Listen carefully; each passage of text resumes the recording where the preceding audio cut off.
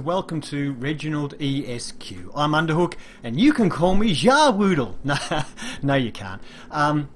This is 7 Days to Die, and I like watching Jarwoodle's channel. I will put a link to his channel in the description.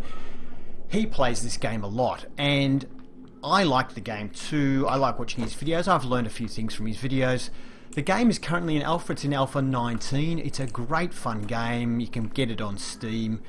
It's been in alpha for about 7 years though, so don't expect it to come out of alpha soon, but it is getting updated regularly. They've just done a graphical update, the second time they've updated the graphics, and the game just keeps getting better and better. So it's a good fun game to play as it is now, even though it's not finished. But basically, yeah, it's zombies for survival, and every 7 days you have to face off against a horde. So I was watching Jarwoodle. I've just put this new thing in the game. It's called a sledge turret. So instead of shooting, it actually just hits like a sledgehammer. And in a video of his I was watching the other day, he said it wasn't any good. And I thought, actually, it's way overpowered. So I thought not many people seem to be using it. If you use it for base defense, it's fantastic, and I'm going to show you that.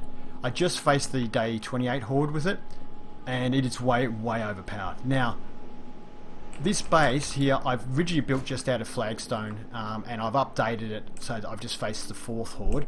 These turrets here, these blade turrets, weren't here, so ignore those. I'm going to show you a video I recorded. Unfortunately, there was no sound in it, so I'm only going to smow you some small pieces of it, and just to give you an idea and show how overpowered this thing is. Originally I just had sort of average looking hatches there, and I didn't have this electric fence in front of it either originally, but the idea is that I have these pits down here with ladders in them, so the zombies fall in here, they can climb out again, and they're just wooden ladders. I don't seem to wreck them, and they fall down because what happens is, I originally had this set up because I was using a bit like Josh did fist only challenge, but so I was hitting them from here, and I got most in the first few days. Most of them I got with my fists, and I had to shoot if there was police, cops and stuff, because they spew on you and that, and I had to shoot them, or I shot birds through here. But anyway, so that was the idea. So I came up to my 4th horde, and I strengthened it up here with a bit of steel. And I also found this turret. I had been using a tier 2 turret, but this one is a tier 6 turret.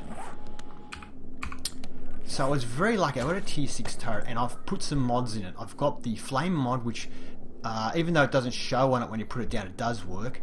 The rad mod, the headed weight mod. I've also put a flashlight on it, hoping it would work, but it doesn't seem to function. But anyway, the idea is, and what I had been doing when it was a tier 2 sledge, was just putting it down like this and facing it towards where the zombies would be. So if they run up, the zombies would come up here, start fighting me, I'd be hitting with my fists, but this thing would be hitting them in the back. And even though it wasn't very fast, it would hit them occasionally, it would knock them off and they'd fall down in there. A lot of time they'd just drop, it would knock them over. And then I just hit the other zombies, and these guys would get up and it would hit them again and stuff like that. So it was actually a real help. But what I did, because I got a tier 6 turret, I put the mods on it, and I decided to spec into it a little bit. So I've got here, Robotics Inventor. I went up to level 3 in it. So that gives me 30% more damage, but the main part about it is it's 90% faster rate of fire. So it works basically at double the normal speed, and its speed is pretty good at tier 6 anyway. So you're about to see what happens. So just so you know, those turrets there won't be there, and the electric fence will be here. Otherwise it's pretty much as you see it here. So let's have a look, and I'll show you just how overpowered this is. The horde is about to start. We're just waiting for our first customer to roll up. And I'm using, it's a tier 4 gun. It's, I can't remember. It's the new gun. It fires burst. It's burst fire, 3 fire. And it's a great gun. Great gun. So here they come. I decided to just watch and see what the turret's capable of. And only one of the zombies actually made it through to my first line of defense. And got electrified, which was great fun. And I decided to shoot them because I thought, wow, this is interesting. The turret sort of knocked them all off. I actually just wanted to check there. I thought I heard someone beating on my base, but it wasn't the case. So you can see why I've decided now to put the blade trap down there, because that's where a lot of them get knocked. The sledge turret knocks them off and they land there, so I think I might put a blade turret there. Apparently the blade turrets no longer set off the nips on the demolishers. That's developers have coded that in now, so I'm putting the blade traps down there now. Because if it just knocks them all off into a blade trap, it'll be almost an AFK base. Not that I really want an AFK base, but as you can see from this, no one's even making it to the front line. It let one through before, but I think it was just getting warmed up. I think, look, maybe about 3 times during the night, on day 28, I had zombies actually make it through to the front line, and I think I had a few more than that were like spider zombies that just jumped straight up here, and a couple of times actually glitched inside the base. So now it's about 1 AM and I've killed a lot of zombies. So now I got to the point where I was actually getting bored because the turret wasn't letting anybody through. So I decided to do a bit of like skeet shooting, and I decided to use the turret as like the launcher and try and shoot them while they're in the air, like it was a bit of a game. Now this guy, I thought he was a... no, that's alright, it's different to what I thought. I thought there was a guy in front of that thing. So you can see by the bags down there, I'm killed a lot of zombies. So this guy, yeah, I thought he was a spider zombie. That's just a guy whose legs have been taken out. And there we go, we got that guy in the air. So I started making a game that I had to I had to kill them while they were in the air. It was a bit of fun.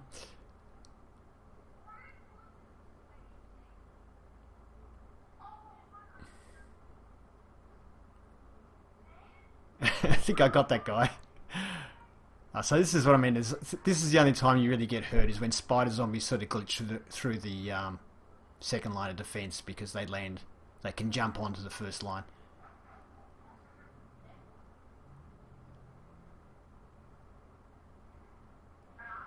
But I had some irradiators, and I had quite a lot of coppers, but I didn't, and army guys, but I didn't, and whites, but I didn't get any demolishers or anything like that. But basically, the turret did everything. I don't like that idea of having something like that does everything, but I just wanted to see how good it would be, and it's just incredible.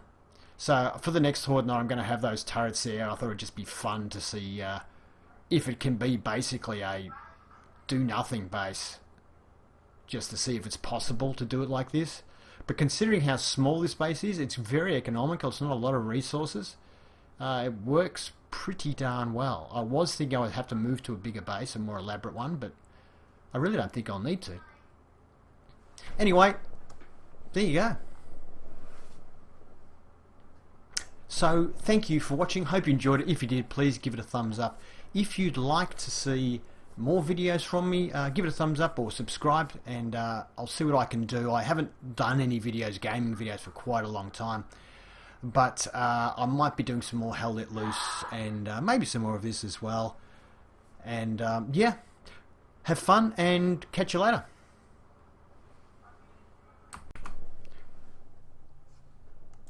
Actually, I'm back. I haven't.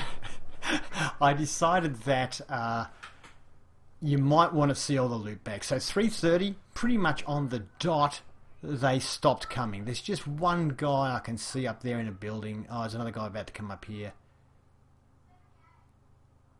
And there's a guy up there in that building. And I think that's the last of them. I thought you might want to see all the juicy loot, because it did kill a lot of zombies. Time to go outside, it looks like. So I switched the light off. Switched the light off, which actually switches off the electric fence, because I did electrify myself quite a few times the first time I played.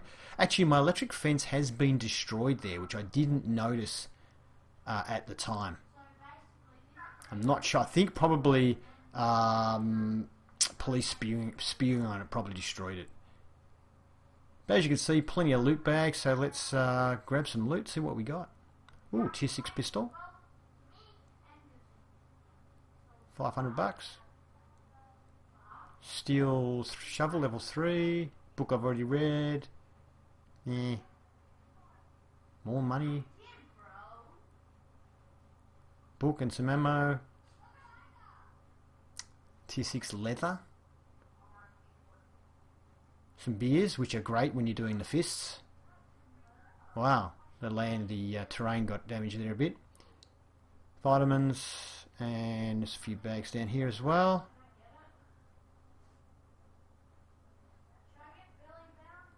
Vitamins and dollars. 5 beers, okay. So you notice there too, near the pillars, I've put a little bit of barbed wire there because the zombies in this version seem to think barbed wire, they can't walk through it, and they basically just avoid it for some reason. They avoid it. They seem to not want to beat on it. They seem to want to just totally avoid barbed wire. So I think if you put barbed wire around areas where they're trying to smash, it'll actually stop them. I haven't tested it 100%, but that looks like what it is. Anyway, this time it really is. See you later. Thank you for watching.